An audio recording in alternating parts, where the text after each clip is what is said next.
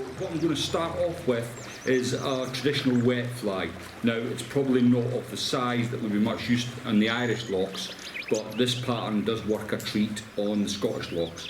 So what I've got in the vise, and I'll put on 6 pair of glasses because I need them all to do anything anymore. What I've got in the vise is a Hanak H260 barbless hook. This one's at size 10. It's on a heavy wire and it's in black nickel. I tie pretty much exclusively on barbless now. The very odd snake or that I tie, I will use a barbed hook, but mostly I tie on barbless. So first thing I'm going to do is I'm going to put a touch of super glue onto the shank of the hook. And the reason I'm doing this is because the thread I'm using is nano silk. This is the bulk spool. I think it's 200 metres they put on these now. But it's 50D and it's in black. Oh, could you do it a bit longer? Sorry. Brilliant. So they call them tyre spools, you know, for probably designed for commercial tyres. I've caught in just behind the eye, and I'm going to run a bed of thread, or silk if you like, down to approximately where a barb would be on a hook. And then I can take away my rat's tail. Now for the tail of this fly, I'm going to use some, this has been dyed, it's, anyone guess? Pheasant crest. Pheasant crest, thanks, I've forgotten, Mike. That's the dementia setting. So I'm going to take 2 plumes of the pheasant crest. There's one. And it doesn't come like this, so this has obviously been dyed. A friend of mine done it for me, and it's a nice vibrant orange. So I'm going to take 2. And if any of you have used pheasant crest in the past, you'll know it's got a natural bend in it there. So I'm going to catch that in, and I want it to be approximately the length of the hook. So I'll catch that in there and just catch it in. I was just saying when I arrived I might have to have a couple of practice runs because it's been a long time since I tied flies. No, I'm serious. It's been like Christmas. I know you see the videos every week, but you know they're filmed at Christmas, and then I've done nothing since because I've been idle. So now I've got the tail put in place, and I'm going to add a wire rib to this. And this is again, it's from Semperfi. It's a silver wire, and it's 0.1 millimeters, so very thin.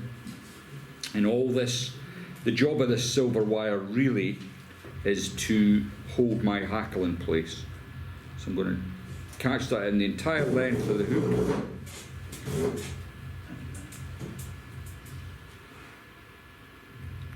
And once I've got that into place, I'm going to bring my thread back to where the tail begins. Next, I'm going to tie in my body, and I'm using some of this mirror flash. It's 1 in 32, as you can see there. Just take a bit of that off. Is that different from Mirage? It's very similar, but what I find is when you pull it, it does go a different shade. Okay. I'm a great believer in, you know, although I'm tying this fly with these materials, you can tie something very similar that will be just as effective with stuff you've probably got in your own fly tying kit.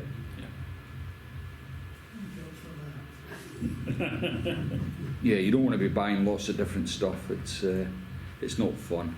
So just notice how far back I am from the eye. The trouble a lot of people make for themselves is they tie right up to the eye, and then there's no room at the front of the fly to finish. So always leave yourself plenty of space. And what I'm going to do is bring this over in overlapping turns, and that's going to give me a nice shine to the body. Now you don't have to use this, you can use a dubbing and scruff it out. It works really well, because remember we are talking about flies that we want to fish in the upper layers of the water. And what I'm going to do with this next is hackle it. And the reason I'm hackling it is that stops the fly sinking fast. So this is on a heavy wire hook. If I just make a very slim body with no hackling, it'll sink very quickly. So the hackle I'm going to use is, I think this is actually a grizzle cape that's been dyed black.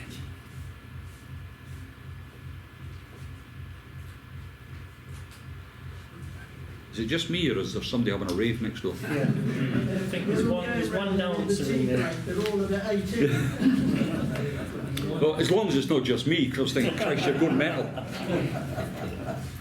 So I've picked a feather out here. Now, many of you will use maybe hackle gauges, the more discerning fly tyers amongst you. I'm just dead common. So what I do is I pick a feather and I try and get it to approximately how I want the fly to look. The gauges are like 30 quid. Oh, they're difficult to use too. I mean, Jesus, you can buy a good cape for 30 quid. So anyway, I've got the feather. Now you'll notice that it bends one way and there's longer fibres at this end. Now the further up this feather I come, the thinner the stalk becomes, which makes it easier to palmer, and that's what I'm looking for. So I'm going to pick around there. I want it quite heavy at the front,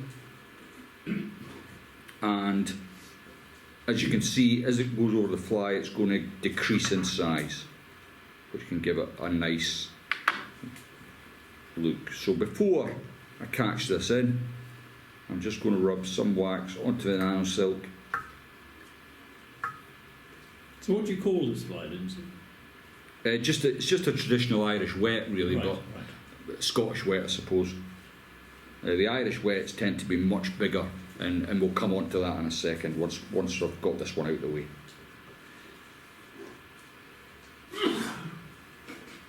I did consider tying a Silver Invicta, but you've probably seen it all before, you know, so I wanted to show you this because it is a little bit different. I'm not sure that anyone will have any of these in their boxes because it's one I keep to myself, really.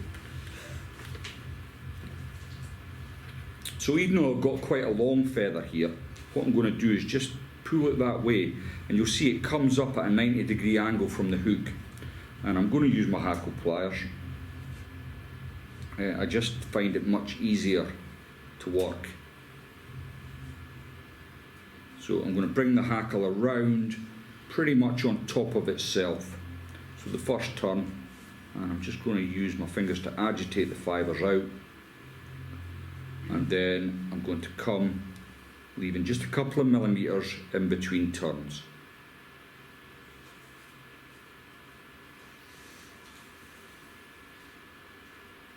All the way back. It's not quite right. I'm going to come back. I'm happy with that.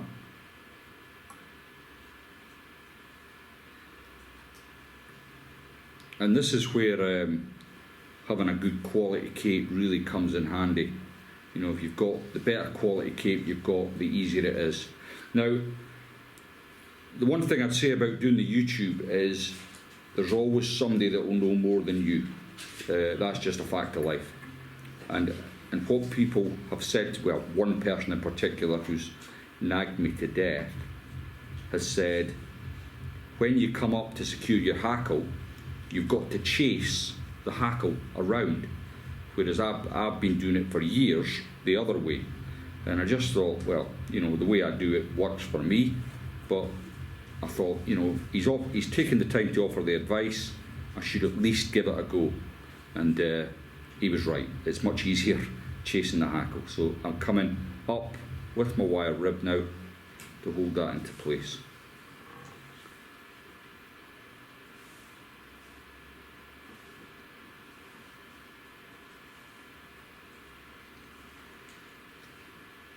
You don't need to be too particular, but it's always nice to try and weave through your hackling, and then I can catch my wire rib in.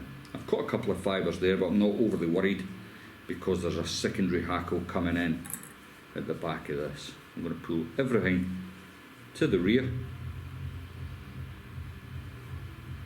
I think we should get some motorhead on it and put the speakers right up there. Is the left arse warming up actually? You shouldn't have jumped. Okay. No. So I'm going to now remove my black hackling. Like so.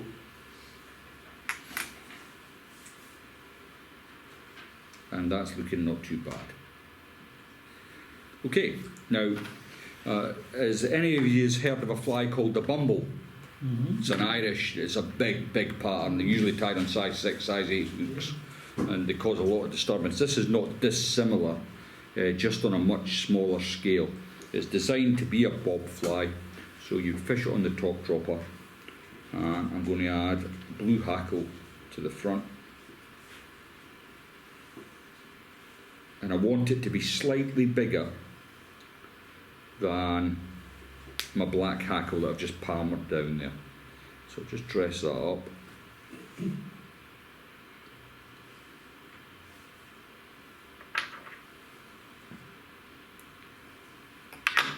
Again, before I tie this in, I'm going to just add a little bit of wax to my thread.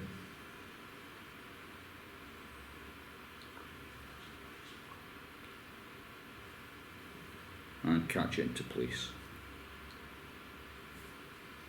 That's one of the reasons I like using the nano silk, because there's quite a lot going on. You're tying in a hackle and you're also tying in your front hackle, and if you're using normal 6/0 or 8/0 thread even, you're going to end up with a massive head, and I only like that after a bottle of whiskey, not on my flies.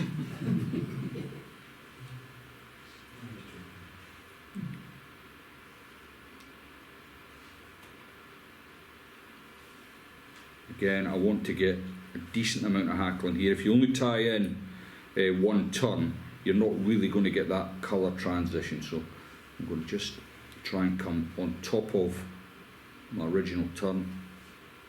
It is trying to resist. And then once I've got round to what I want, I'm going to catch that in again. You'll notice there's a few fibres coming forward here. Don't be worrying about that at this stage, because we can tidy that up later. As long as you've got it secured in. Take off the hackle pliers. Everything back. Now you'll notice I'm keeping tension on my thread at all times. That if you do that, you'll not go far wrong with any kind of tying. Always keep tension on your thread. Then I'm just using the nano silk to slowly but surely build up a head. Then I can grab the tip and that'll just come straight away.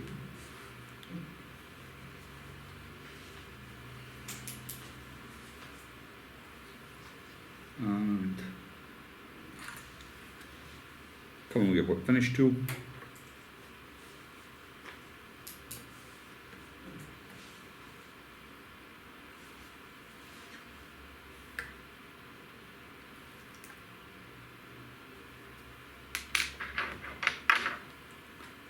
So when did you move on to using the whip finish tool? That's a good question, John. So, yeah, once you know, if you're going to put yourself out there and tie for a wide audience, I just felt guilty that I wasn't doing it properly. You know, it was good enough for me, the hand finish. I still think it is, but when you're trying to show people that are just learning from scratch, it's good to get into this habit. And to be honest, now I'm always using the whip finish tool. I don't ever, very rarely, unless I'm doing something like a parachute, and we might come on to that later. So just to finish this fly off, I'm going to use some Solaris bone dry. This is a UV cured resin, and it's probably one of the best ones I've found because it comes with this little brush, and it's just easy to apply it to small areas of the head.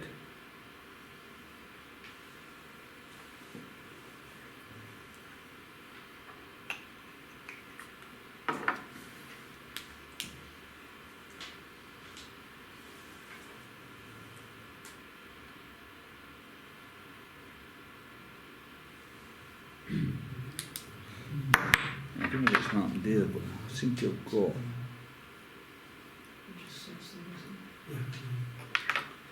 And there we go. So I would use this as a bob fly.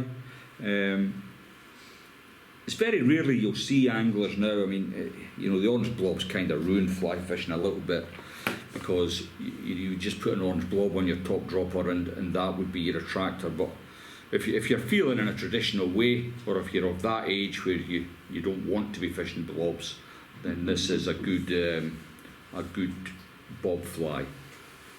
So I would put that on the top dropper.